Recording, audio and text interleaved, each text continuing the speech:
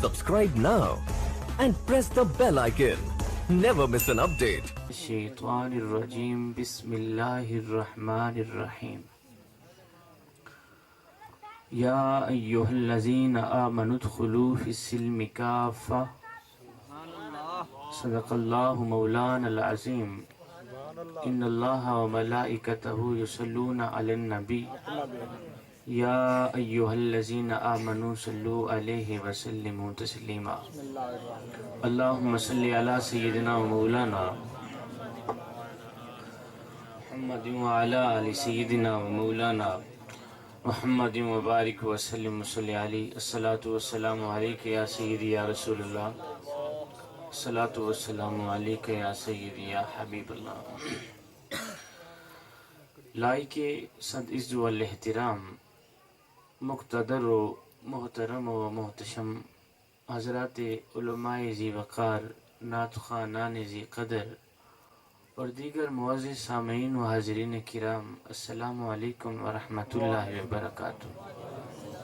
قبل اس کے کہ انتہائی مختصر وقت کے اندر اپنی کچھ معروضات جناب کی سماعتوں کی نظر کروں، دعا کریں کہ اللہ جل وعلا شانہ و اعظم برہانہ مجھے اپنے پیارے حبیب کریم صلی اللہ علیہ وسلم کے صدقے حق اور سچ کی بات کہنے، آپ لوگوں کو سن کر سمجھ کر اس پر عمل کرنے کی توفیق عطا فرمائے۔ میں کوئی سریلا گریلا خطیب تو ہوں نہیں کہ میں کانوں پہ ہاتھ رکھ کے کہ آپ لوگوں کی سرگر یا کوئی ڈوڑے ڈپے سناؤں تو آپ لوگوں سے پیسے بٹور کے میں چلے جاؤں۔ میں آیا ہوں کچھ دینے کے لیے اور میرے پاس الحمدللہ پیسے کافی ہیں، میں جتنا بھی شکر کروں اتنا ہی کم ہے۔ آپ لوگ اپنی اپنی جگہ پہ بیٹھیے گا، میں کچھ سنانے کے لیے آیا ہوں۔ میں واحد مولوی ہوں جو جاتا ہوں کچھ دے کے آتا ہوں، لے کے نہیں آتا۔ کچھ دینا ہوا تو میں فریدی صاحب سے لینا ہوا تو لے لوں گا انشاءاللہ۔ آپ تمام حضرات اپنی اپنی جگہ پہ بیٹھیں، خاموش ہو کے بیٹھیں، اور مجھے خوشی ہوگی زیادہ اگر آپ دل کے کانوں سے میری بات سماعت فرمائیں۔ قبلہ صدیاں قبل حضور اس دنیا پہ جلوہ گر ہوئے، صدیاں قبل میرے پاک نبی اس پاک مٹی سے گزرے، لیکن آج ماحول کی تازگی بتاتی ہے جسے کوئی کل ہی گزر کے گیا ہو۔ زمین سے آسمان تک، آسمان سے لامکان تک ہے، زمین سے آسمان تک، آسمان سے لامکان تک ہے، کہاں کھولے تھے گیسو یار نے خوشبو کہاں تک ہے۔ اتنا تذکرہ میں نے کسی کا ہوتے نہیں دیکھا جتنا میرے حضور کا ہو رہا ہے۔ گھر گھر چراغا حضور کے نام کا ہے، گلی گلی حضور کی محبتوں کے ترانے پڑے جا رہے ہیں۔ اللہ اکبر۔ میرے امام فرماتے ہیں لوگو میرے نبی کا ذکر کیا کر، لوگو میرے نبی کے تذکرے چھیڑا کر، میرے نبی کی میٹھی میٹھی باتیں چھیڑا کر۔ فرمایا میرے نبی کی میٹھی میٹھی باتیں ایک ایسی کستوری ہے کہ تم جون جون چھیڑتے چلے جاؤ گے خوشبوئیں پھیلتی چلی جائیں۔ میرے حضور کے تذکرے آگے آگے ہوں گے، پھر کستوری کی خوشبوئیں پیچھے پیچھے ہوں گی۔ اللہ اکبر اللہ۔ تو آپ تمام حضرات مل کر ایک بار پھر بآواز بلند پڑھیے گا الصلاۃ والسلام علیک یا سیدی یا رسول اللہ، الصلاۃ والسلام علیک یا۔ میرا اصلاحی خطاب ہے جو میں نے آیت پڑھی ہے، اے ایمان والو پورے کے پورے اسلام میں داخل ہو جاؤ، مکمل طور پر اسلام میں داخل ہو جاؤ۔ انشاءاللہ اسی آیت کے گرد و نواح میں بات کروں گا، اور میں بڑے دعوے سے کہتا ہوں میں چھوٹا سا ایک طالب علم سا بندہ ہوں میں، اور قبلہ علماء کی موجودگی میں مجھے کچھ بولنے کا شرف حاصل ہوا۔ انشاءاللہ میں سید ماں کا بیٹا ہوں، سید باپ کا بیٹا ہوں، بڑے دعوے سے کہتا ہوں میری ہر ایک بات پہ آپ کو سبق ملے گا۔ یہ عام خطیب نہیں ہوتا جس کی ہر بات پہ آپ کو سبق ملے، انشاءاللہ میری بات پہ آپ کو سبق ملے گا اگر کوئی سننے والا ہو تو، کوئی دل کے کان رکھنے والا ہو تو۔ اللہ یا ایھا الذین آمنوا ادخلوا فی السلم کافہ۔ انشاءاللہ میں اسی پر ہی بات کروں گا۔ ذکر مصطفیٰ کی محفل میں آنے کا سب سے بڑا فائدہ قبلہ ہمیں یہ ملتا ہے کہ غرور کا خاتمہ ہوتا ہے۔ کیا؟ تکبر کا خاتمہ ہوتا ہے. لوگ کہتے ہیں میلاد کی محفل میں جاتے ہیں آپ کو کیا فائدہ ملتا ہے؟ میں نے کہا چھوٹا سا فائدہ ہمیں یہ ملتا ہے کہ ذکر مصطفیٰ کی محفل میں جیسے ہی ہم جا کے بیٹھتے ہیں غرور کا خاتمہ ہوتا ہے, تکبر کا خاتمہ ہوتا ہے, میں کا خاتمہ ہوتا ہے. کہتا ہے وہ کیسے؟ میں نے کہا جب حضور کے ذکر کی محفل سجی ہوتی ہے نا تو بڑے سے بڑا آدمی, چودھری, نمبردار, جب میرے ذکر مصطفیٰ کی محفل میں آتا ہے خاموش ہو کے اپنا ہو گیا پنڈال پہ بیٹھ جاتا ہے, چٹائی پہ بیٹھ جاتا ہے, خاموش ہو. اللہ اکبر. آپ لوگوں میں سے کتنے لوگ ایسے بیٹھے ہیں جن کے پاس علاقے کے ہاں سب سے زیادہ پیسہ ہے, امیری ہے, دولت ہے, جائیداد ہے, مال بھی ہے, لیکن کرسی پہ کیوں نہیں بیٹھتے؟ خاموش آ کے نیچے بیٹھ جاتے ہیں. آپ لوگوں کو پتے کی بات نہ بتاؤں, نیچے بیٹھی قوم ہمیشہ سب سے اونچا رہتی ہے. سبحان اللہ. میرے امام سے پوچھا گیا حضرت آپ زیادہ زمین پہ بیٹھنا کیوں پسند کرتے ہیں؟ فرمایا اس لیے کہ زمین پہ بیٹھا شخص گرتا نہیں ہے. سبحان اللہ. کمال کی بات. ذکر مصطفیٰ میں آنے کا سب سے بڑا فائدہ یہ, امیر کے پہلو میں غریب بیٹھتا ہے, پڑھے لکھے کے ساتھ جڑ کے ان پڑھ بیٹھتا ہے. مزے کی بات یہ ہوتی امیر کو اپنی امیری پہ ناز کوئی نہیں ہوتا, غریب کو اپنی غربت پہ شرمندگی کوئی نہیں ہوتی, سبحان اللہ. پڑھے لکھے کو اپنے علم پہ تکبر کوئی نہیں ہوتا, ان پڑھ کو اپنی جہالت پہ پشیمانی کوئی نہیں ہوتی. میرے امام نے لوگوں کو اپنے گھر میں بلایا, ایسے ہی جس طرح آپ لوگ آ کے بیٹھے ہیں ذکر مصطفیٰ کی محفل میں, ایسے ہی میرے حضرت نے لوگوں کو اپنے گھر میں بلایا, امیر کو غریب کے ساتھ بٹھایا اور ان پڑھ کو پڑھے لکھے کے ساتھ بٹھایا. آپ خاموش ہو کے بیٹھے, سبحان اللہ, اللہ تعالیٰ آپ کی قبول کرے, بس خاموش ہو کے بیٹھے, مجھے سبحان اللہ کی ضرورت نہیں ہے. آپ سبحان اللہ بولتے مجھے جملہ اللہ تعالیٰ آپ لوگوں کو جزائے خیر دے, پر وقت نہیں ہے میرے پاس, کیونکہ آپ نعرے لگائیں سبحان اللہ بولیں, پھر میں اپنا قیمتی وقت جو ہے نا اپنا. میرے امام نے لوگوں کو اپنے گھر میں بلایا, لوگوں کو اپنے گھر میں بلایا, امیر کو غریب کے ساتھ بٹھایا اور پڑھے لکھے کو ان پڑھ کو پڑھے لکھے کے ساتھ بٹھایا. پھر میرے امام نے ایک درس دیا, امام علی مقام امام حسین رضی اللہ تعالی عنہ کی بات کر رہا ہوں.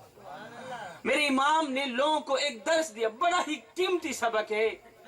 آپ لوگوں میں سے کوئی دل کے کان رکھنے والا شخص بیٹھا ہو, کسی کے پاس سونے کی تختی ہو تو لکھ لینا. میرے امام نے لوگوں کو اپنے گھر میں بلایا, امیر کو غریب کے ساتھ بٹھایا, ان پڑھ کو پڑھے لکھے کے ساتھ بٹھایا, پھر ایک درس دیا, لوگوں جس طرح میرے گھر میں آ کر, لوگوں جس طرح میرے گھر میں آ کر تم بیگانے کے ساتھ بیٹھ سکتے ہو, اسی طرح اپنے گھر میں جا کر اپنے سگے بھائی کے ساتھ بھی بیٹھ سکتے ہو. سبحان اللہ. اس طرح میرے گھر میں آ کر اللہ اکبر تم بیگانے کے ساتھ بیٹھ سکتے ہو, اسی طرح اپنے گھر میں جا کر اپنے بھائی کے ساتھ بھی بیٹھ سکتے ہو. میرے حضور علیہ السلام نے غیروں کو اپنا بنایا, لیکن ہم نے اپنوں کو بھی غیر بنا دیا.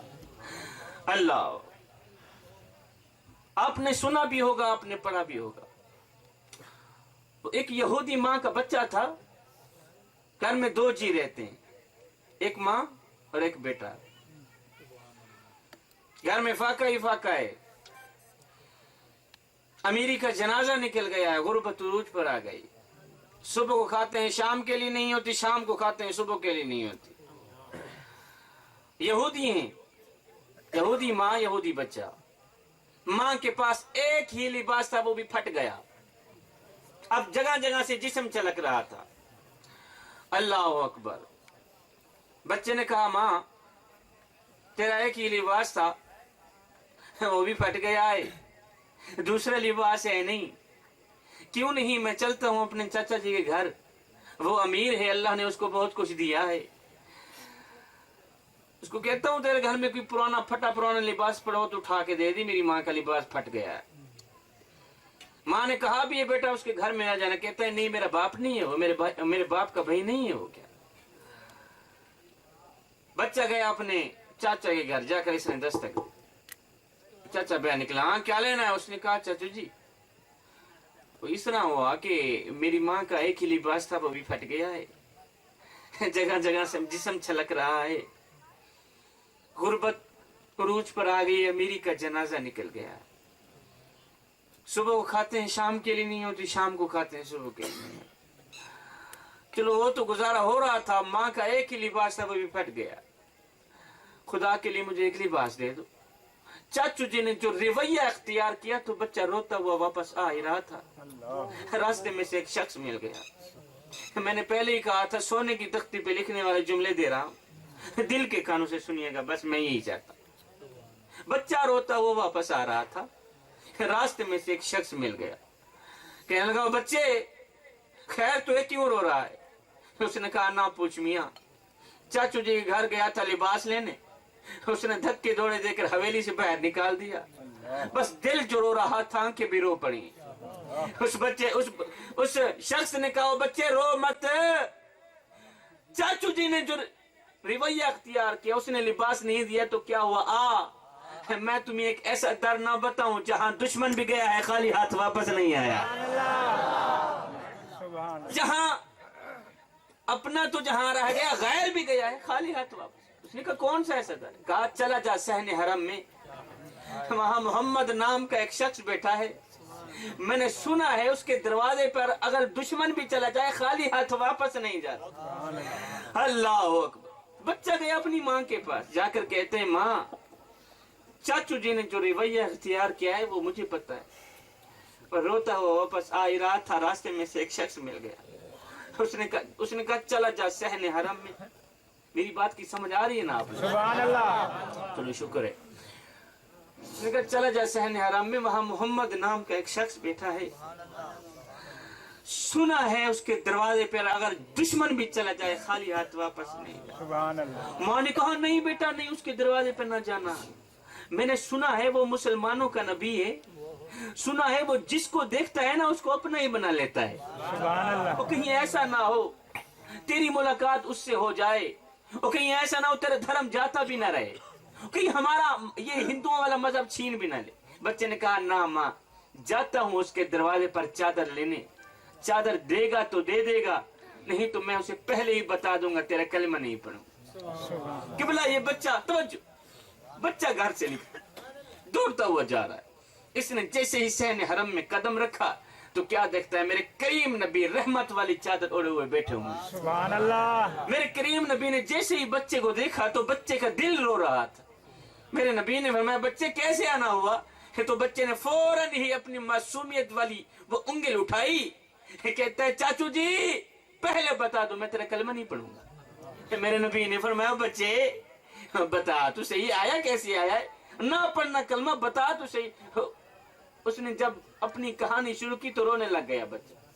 कहा मेरी माँ बेलिबास बैठी है, उसका एक ही लिबास था वो भी फट गया है, मुझे इस वक्त चादर की अशद जरूरत है।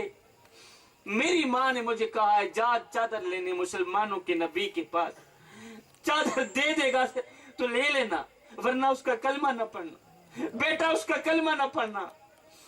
मैं तेरे दरवाजे पे आया हूँ चादर लेने, चादर देनी है तो दे दे, मैं पहले बता दूं तेरे कलमा नहीं पढ़ूंगा। और मेरे नबी की उम्मती, मेरे नबी ने ये नहीं कहा दफे हो जा, तू यहूदी है, यहूदियों के लिए मेरे पास कोई मदद नहीं है। ना मियाँ ना, मेरे नबी ने रहमत वाली चादर उतारी, उस बच्चे के हाथ में दे दी। खामोश, अल्लाह ताला जज़ाए खैर। उस बच्चे के हाथ में दे दी, कहा बच्चे जा जल्दी जा, पहले अपनी माँ का जिस्म ढांप के आ, जा अपनी माँ का जिस्म ढांप के आ। और बच्चा दौड़ता हुआ गया, खुशी खुशी माँ लेटी हुई थी, इसने वही रहमत वाली चादर माँ के ऊपर उड़ा दी। और जैसे ही रहमत वाली चादर माँ के ऊपर गई, माँ की दिल की दुनिया बदल गई। माँ ने कहा बेटे कहीं अपना मजहब तो नहीं दे के आया? उसने कहा नहीं माँ, मजहब भी बचा के आ गया हूँ, चादर भी लेके आ गया हूँ। और माँ तड़प उठी, माँ रो कर कहने लगी बेटे तू सगे चाचा के घर में गया था लिबास लेने, اس نے تجھے دھکے دے کر حویلی سے باہر نکال دیا. ہائے کتنا کریم ہے مسلمانوں کا نبی, اور کتنا رحیم ہے مسلمانوں کا نبی. بیٹے وہ نبی بھی سچا ہے, اس کا خدا بھی سچا ہے, اس کا دین بھی سچا ہے. اس نبی کے دین کو ماننا چاہیے. کیوں؟ اس لیے کہ جو نبی غیروں کا اتنا خیال رکھتا ہے وہ نبی اپنوں کا کتنا خیال رکھتا ہوگا. سبحان اللہ. جو نبی غیروں کا اتنا خیال رکھتا ہے, اللہ, وہ نبی اپنوں کا کتنا خیال رکھتا ہے. اللہ, میرے نبی نے غیروں کے لیے کیا کچھ نہیں کیا. بتائیں تو صحیح, آپ نے اپنوں کے لیے کیا کچھ نہیں کیا. ہمارے محلے میں غریب ہمسایہ ہے, بھوک سے جناب اللہ وہ مر گیا. پہلے تو وہ ہم سے روٹی مانگتا رہا, بھی روٹی دے دو خدا کے لیے, میں تو مرتا ہوں بھوک سے, اور میرے بچے بھوکے ہیں. آج مزدوری نہیں لگی, کام کرنے نہیں گیا, بارش تھی, اس وجہ سے بچے گھر میں بھوکے ہیں, کوئی روٹی دو مجھے. لیکن ہم ان کو روٹی نہیں دیتے.